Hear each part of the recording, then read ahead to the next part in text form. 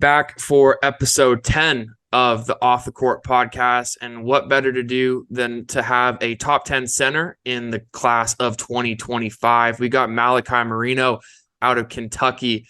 He comes in as a top 30 player in 24/7 Sports at number 28 for On3 Recruiting, and number 63 for Rivals.com. Appreciate you coming on, man, and spending some time with me. How you doing tonight?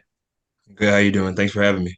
I'm chilling. I went golfing today. It's in Right. Arizona. It's always hot. I don't know if you've ever been here, but it was about I've 85. been I've been there a couple times.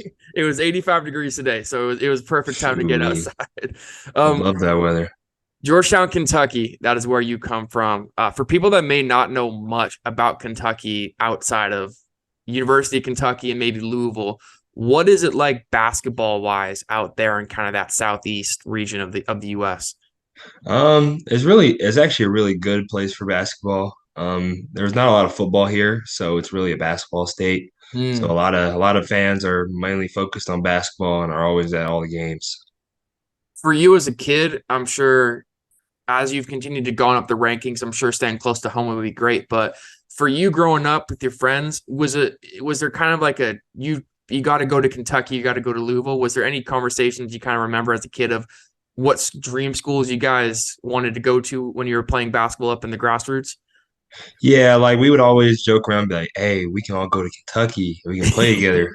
Like those are the things you dream of as a kid. But as you get older, you start to realize that sometimes it's not a possibility for everybody. Yeah. So with the ranking, you come in, I have it up right here, as one of the top players in Kentucky, if not the top. Sorry, hold on. Yeah, number one player in Kentucky for the class of 25. You're, of course, very dominant to average around 15 points, 12 rebounds, five blocks, excuse me, as well as two steals. I actually got to watch a ton of tape through these last Mhm. couple of days. Shout out to your school and your AAU team for posting that stuff. Was there anything you tried adding to your game throughout the season last year to make sure you had an impact in every game you played and stepped on the floor for? Mainly tried to work on my defense most of the time because I can help my teammates score, so that wouldn't really be an issue for me. And really just defending the rim, like not everybody has the chance to do that. And I'm a really competitive guy. I don't like being scored on. So any chance I get to defend the rim, to defend whoever I'm guarding, that was the main focal point for me. Of course, I'm sure when you are playing with your high school team, you are probably target one for the opposing team on both sides of the ball, like you're talking about defense wise. Is it Right. difficult at times, especially down in the paint? In the paint, I got to watch a lot of film today, and it was like you're getting double team, triple team sometimes in the paint. But of course, with being 6'11", you're able to get above the rim and get those points. Was there any struggles you had like throughout the season that you just had to kind of go through and push through to be able to get to where you were going? Yeah, there were a couple struggles. Double teaming me in the post wasn't always fun. Being able to push through it, fight through it, keep going throughout the entire season just showed me like where I really stand with everybody else and just gave me a reason like, hey, that's something you need to work on is being able to play and get through double teams.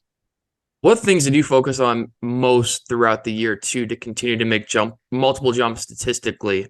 I saw there was a lot of 20 plus point performances, double digit rebounds, a lot of blocks. But was there anything specifically you worked on with coaches, with personal trainers to make sure you continue to make those jumps statistically to make an impact on the games? Just being able to rise above my competition, just being able to catch it off a dump off pass and being able to go straight up and dunk it. Like the last couple of years been a little skittish because I haven't always been able to dunk, so I was always Mm. afraid to dunk and get yelled at. But last year I really worked on just rising up and trying to dunk on somebody. So that was really all we much worked on last year, and probably my free throws because I do get fouled a lot, being 6'11". Not everybody's my height in high school, so we worked on my free throws a lot, got my free throw percentage pretty well, and that's about all we worked on last year. 28-6 was the record you and the rest of the team at Great Crossing finished at last season. What was the toughest challenge you felt as a team you guys went up against?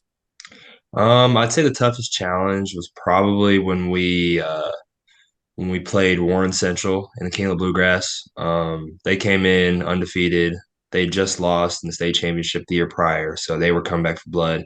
We beat them during the summer, right before the season started. So they were coming for us once we heard, hey, we're gonna play Warren Central. And I'd say the biggest challenge for us was their physicality. Um, they definitely were a lot older than us. We were a sophomore-led team last year, so it was really like an older crew against a younger crew. So that was a really tough challenge for us. And I'd say GRC was also a tough challenge. George Rogers Clark. We also played them in King of Bluegrass. And the day we played them was the anniversary of their 365th day without losing. So they hadn't lost in 365 days. So we were thinking, hey, let's our first loss in a year. And we did just that. But that was probably some of the tougher challenges that we had faced in last season. I got to talk to you a bit beforehand. You have an older brother, Michael, played at the Right. Division I level. He played at Eastern Kentucky. Has there anything that he said to you since he's gone through the process of high school, playing in college for multiple years, that he said to you as you continue to rise up the ranks that has stuck with you throughout the years? Just stay humble, keep your head on straight. Don't let these rankings get to your head because there's always somebody coming for your spot. So just be ready for whatever comes your way and don't be afraid to attack. You have been recruited by a lot of teams. Before we kind of get into that, we were supposed to do this last week, and then you ended up you had a visit at Iowa. How did that visit go? If you That can was a give pretty some good insight. visit. I definitely had a lot of things that I liked about that campus, about the team, about the staff. It was a really good visit overall. What was your first offer, and what was kind of the feeling when you got that? Either if it was a phone call, a letter, whatever it was, what was it, and what were the feelings you had after being able to receive that? My first offer was actually Eastern Kentucky, my brother's school. Oh, no way. So his head coach actually played here in Georgetown. So we sort of already had that connection. And when he gave the offer, I just turned 14, Wow. and just being able to get that offer, I lost it. I'm not gonna lie. I was really ecstatic because I was like, well, here we go. And I mean, saying that, it's kind of just catapulted you rankings wise, interest wise. I have your Instagram up here too, just to see kind of like the offers and interest. People can go and look at your account if they want to see all of it at Malachi.Moreno. Duke, Auburn, Alabama, Florida, Iowa, Illinois, Kentucky, Marquette, Michigan, Xavier, South Carolina, Ohio State, Notre Dame, Mizzou, Ole Miss. I mean, the list just goes on and on.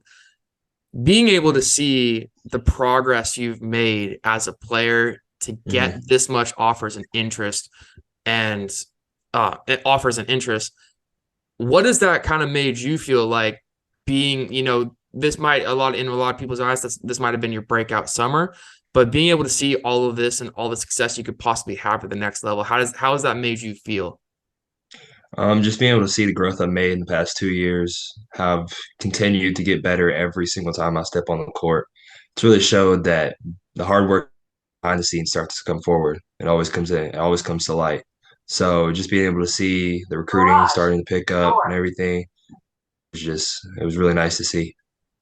When you're going on these visits, you've been able to take a handful, talking to recruiters. What are you looking for in a program that would make you want to commit to them in the future? Just the best probably the major decision for me would be just the best fit for me. Coaching staff, treat me like family, so I'm a big family guy, and just being able to see how the team acts around each other because I like hanging around with my teammates. So just seeing how they're friendly to each other, seeing how they treat each other on and off the court, that'd probably just be the best decision for me and probably the best fit for me. Few more questions about your recruitment. First one, has there been any facility that on these visits you've kind of walked into and just been like, holy crap, this is insane? Um, Let's see. I mean, there's been a lot of facilities I've walked into, and they all are like top of the line facilities, Right. built crazy athletic departments. So they're all sort of like really, really nice. But if I were to pick one that like really stood out to me, it would probably be Notre Dame's facility. They Mm, just rebuilt theirs, and their facility is like top of the line, really nice. Cold tub, hot tub, two courts, about 5-story building. Like it's a really good facility, and their courts are underground, so there's not really like many people that are going to come in and just see you practicing. Like when you're down there, it's all about ball. that's dope. And real quick, if you can give us any update, is there any particular handful of schools you're focusing on? Is it kind of just still an open book since you're only a junior? But is there any update to if there's any programs that have kind of stuck out to you so far? It's still an open book for me. I still have, two more high school seasons, another AAU season. So I'm really just keeping it open right now. Hopefully by this time next summer, I'm closing in on the decision. So just right now, I'm an open book. Speaking of the AAU season, you got, like you said, one more summer. This summer you played on the Adidas circuit with Indiana Elite. Before we get into how you played there, what was the experience like playing on one of the top circuits in the country? So I've been playing since I was in eighth grade. My older brother actually played with him when he was in high school. So once I heard that they were a top program, I was like, wow, I'd really like to play for that team. And just being able to play for a top team on Adidas, they're always the teams that are always going to get looked at by somebody. Right. And they always put their players in the best place to succeed. Like Kyle Guy was at Virginia and won a national championship. He played for Indiana Elite. Desmond Bain, guard for the Grizzlies, he played with Indiana Elite. Mm, Came into a senior year, didn't have an offer, then got offered by TCU, was the 30th pick in the draft. yeah. So it just goes to show is like what they do for their kids on their team. Yeah, Desmond Bain's a good one. I mean, I was listening even to a podcast earlier, and everyone's like, we should just scrap what we thought about the 2020 draft because there's so many guys that were late picks that are now stars in the league. And Desmond just Exactly. got paid too, I'm pretty sure. Um, Right. like I said, though, I've got to watch a ton of film on you, especially on your summer on Adidas. Of course, the thing that stuck out to me most was how you were using your size to your advantage down low. You averaged, I think I saw in the video, around 61% around the rim. Mhm. Going up against a lot of guys that were your height compared to what you were doing in high school. What was something that you learned while playing on the circuit? Just to be physical. I went to Italy and we were playing a lot of guys older than us. Mm. So I think just to be physical and to just throw my weight around, I think that's really what helped me set myself apart from everybody else. Talking about Italy, what was that like? How did that opportunity come about? I know like Nike kind of does it too. Under Armour, I think, does it where they take a lot of the top kids that have played really well on the circuits. But how did that opportunity come about, and what was that like being able to go overseas and play more pro style teams? So my head coach at Indiana Elite actually works for Adidas, and he put in a good word for me, so I'm thankful for him. And we had a meeting in Omaha, Nebraska last year during session one, and they invited I think like 50 people to the meeting, or no, they invited 20 people to the meeting, Oh wow. and we were the 20 people that were selected to go to Italy for the Adidas Euro Camp. So just knowing that I was invited to that was really nice. Was there anything exciting and fun you were able to do? I'm sure hooping was just like enough about, but being able to go experience a whole nother culture, another country, another continent. Was there anything fun you guys got to do as a team out there? We went to the Coliseum. That was probably the most fun we had. We had a private tour. And just being able to go around Italy and just seeing, just change the game completely. Like, yeah, basketball was fun and all, but then we got to visit all these historical places and just realize we're blessed to be here. Who are the people you see most in yourself, or the things of other guys in the league and college, that you try to add to people's game, from people's games that you try to add to yours? Um, I like to compare myself to Anthony Davis. We both got unibrows, so it's kind of nice. Um, we like to play with our back to the basket, but we're also like a four man. So I can stretch the floor, I can defend, I can rebound, I can do anything you need me to do. So I like to compare myself to him, and I like to compare myself to Rudy Gobert with the way he defends the rim. I like blocking shots. It's the highlight of my game. So just being able to compare myself to those two is usually the ones I try to take something to from their game and add it to my game. Yeah, I mean the 5 blocks a game in high school. I mean that'll do it with the Rudy Gobert, especially being 6'11", 7 foot, long wingspan too. Um, I know this might be a funny question for you, but being so highly ranked, if people are finding out about you for the first time right now in this podcast, if more recruiters are wanting to know more about your personality like they have been, what is something about your game that you would like people to know about you? Um, off the court, I'm a really nice guy, a sweetheart. But on the court, I'm going to dominate whoever's in front of me. Like I'm gonna be like, hey, you can't guard me, and then I'm gonna back it up and just play bully ball with you. I guess what I'm gonna do. If you could describe your game in one word, what would it be? Versatile, because I can multiple positions and I can score in a variety of ways. One of my last questions for you, Malachi, as we wrap up. I don't know much about Kentucky high school basketball, but who are you most looking forward to playing against this upcoming season? Kind of give us why. Um, so I'm mostly looking forward to playing Travis Perry this coming season. He's a four-star recruit in class 2024. He's the leading scorer all time in Kentucky, which is Oh a wow. stat. Got this while he was in high school. It's been a 50 plus year record. So just being able to see him break that was awesome. He was actually on the Italy trip with me, played on Indiana Elite. So we were really tight buddies, and just being able to play against the best scorer in Kentucky basketball is just something I always look forward to. Someone's gonna be there to watch him, and then maybe I can put my name out there too. Yeah, I mean you hit the 1,000 point mark this past season, right? So I mean, Right. and as we wrap up, is there any specific goals you have for yourself and your team through these next 2 years of high school that you're trying to achieve? I think just to win the state championship. We're a lot older now. We're all juniors and seniors, so we don't really have an excuse to say, "Oh, we got beat by an older team." So I think just to win the state and to prove ourselves, the last couple of years we've been ranked as one of the best teams in the state, and then we get knocked out in the regional tournament. Mm. So just to win the state tournament and to show everybody like, hey, it only took us this long to win, but we did it, and that's what we're aiming for this year. Do you have any personal goals you'd like to hit? I know I just said you hit the 1,000 career point, which is a lot of kids dream just through 4 years of high school. You were able to do it in two. But do you have any personal goals you'd like to achieve in your high school career? Just to average, I'd say just beat my averages I had last year. And definitely be able to stretch the floor a little bit more. These past 2 years, I've mainly been like a back to the basket kind of guy. So hopefully this next year, I can really stretch the floor and help my team win a lot more games than we did last year. Well, Malachi, I appreciate you coming on and chopping it up with me. Of course, of course. How we end every show. It's been the same since the beginning. Favorite on court shoe. You rocked Adidas. I think you rocked Nike with your high school team.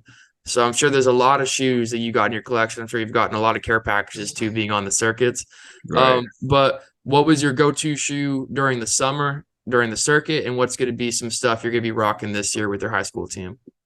So last year, to Adidas shoes just because they really fit my feet well. Mm. Last year I was sticking some Trey Young ones and some volume sixes.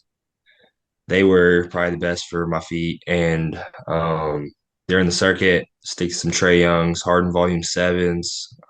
Just got different colors of those two shoes.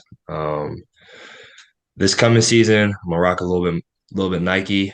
I'll probably have some Paul George sixes, some LeBron 20s, probably some Trey Young threes, some Harden Volume sevens. I'm sure I want to get the new Anthony Edwards shoe because those shoes are pretty nice, Yeah. and probably some KDs. It's probably be the ones I wear the most. Yeah, I mean, that just sounds like a lot of versatile, different types of shoes. You got just a ton of options.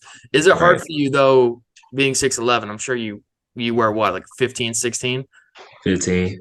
Yeah, is it hard? I'm assuming like on the circuits it's different because they got make shoes for you guys who are just freak athletes and ginormous, but is it hard for you being in Kentucky too to get those bigger size shoes? Yeah, it's definitely a process to get the bigger shoes, but it's a good thing I play for the top Adidas team because they send us all the good stuff. So it just it helps me out a lot. Um, um, hopefully, hopefully I'll be able to find the ones that I would like to wear this season. But if not, I got a variety of shoes I want to wear. For sure, man. Well, but as we wrap up, is there anything to shout out before we get out of here? Um, shout out to my brother. Shout out to Michael Moreno. It's my guy. That's all I gotta say. I love it, man. Well, wish you nothing but the best of luck this season. Excited to see you continue to grow and just Thank you, become a thank better you. player. And for everyone, make sure to go follow us on Instagram at offthecourt.pod and as well as TikTok and subscribe on YouTube. But yeah, this has been episode 10 of the Off the Court podcast.